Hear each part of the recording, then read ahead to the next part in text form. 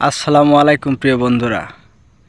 ইতিপূর্বে থাম্বনেইল দেখে অবশ্যই বুঝতে পেরেছেন আজকে কি বিষয় নিয়ে আপনাদের সাথে কথা বলতে চলেছি।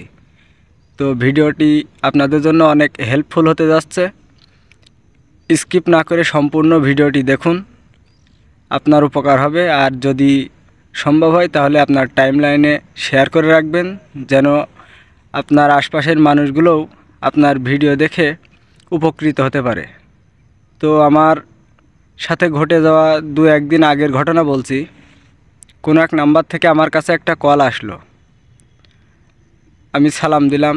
তারপর ওপাশ থেকে বলছে, ভাইয়া আপনার নাম্বারে ভুল করে আমার 10,000 টাকা চলে গিয়েছে, একটু ব্যালেন্সটা চেক করুন।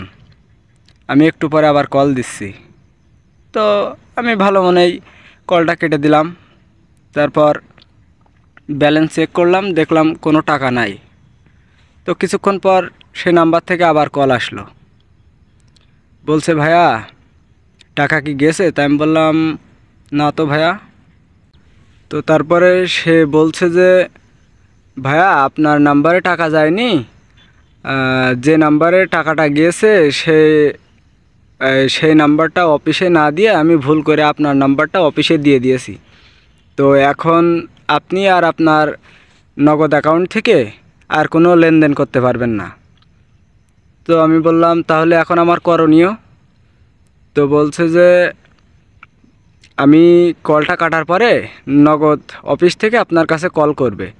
তো তারা একটা স্লিপ নাম্বার চাইবে, স্লিপ নাম্বার বলবেন 4040। তাই আমি বললাম এটা বললে কি আমার অ্যাকাউন্ট চালু করে দিবে? তা বললো হ্যাঁ, এটা বললে আপনার অ্যাকাউন্ট আবার চালু করে দেবে, আপনি আগের মতোই লেনদেন করতে পারবেন। তো আমি বললাম ঠিক আছে। তো পরবর্তীতে ওই কলটা কাটার পরে আর একটা নাম্বার থেকে আমার কাছে কল আসলো।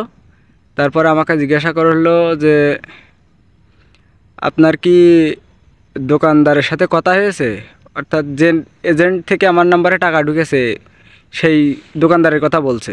তাই আমি বললাম হ্যাঁ কথা হয়েছে। তো বলল সে কোনো স্লিপ নাম্বার বলেছে? তাই আমি বললাম হ্যাঁ বলেছে। এই জায়গায় কিন্তু খেলা।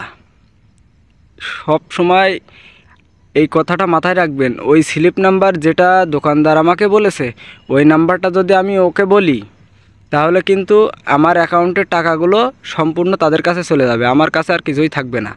এমনও হতে পারে আমার অ্যাকাউন্টটা বন্ধও করে দিতে পারে। ঠিক আছে। তো এরও অনেকক্ষণ কথা হওয়ার পরে আমি স্লিপ নাম্বারটা ইচ্ছাকৃতভাবেই ভুল বললাম। এভাবে 5-7 মিনিট কথা চললো। তারপরে হঠাৎ করেই সেই রেগে গেল যে আপনি অফিসে ফোন দিয়ে ফাজলামি শুরু করেছেন। তো আমি বললাম ভাইয়া ফাজলামি মারবো কেন, আমার সাথে যেই নাম্বারটা বলেছে আমি তো আপনার সেই নাম্বারটাই বললাম। তো তখন সে রেগে মেগে ফোনটা কেটে দিল।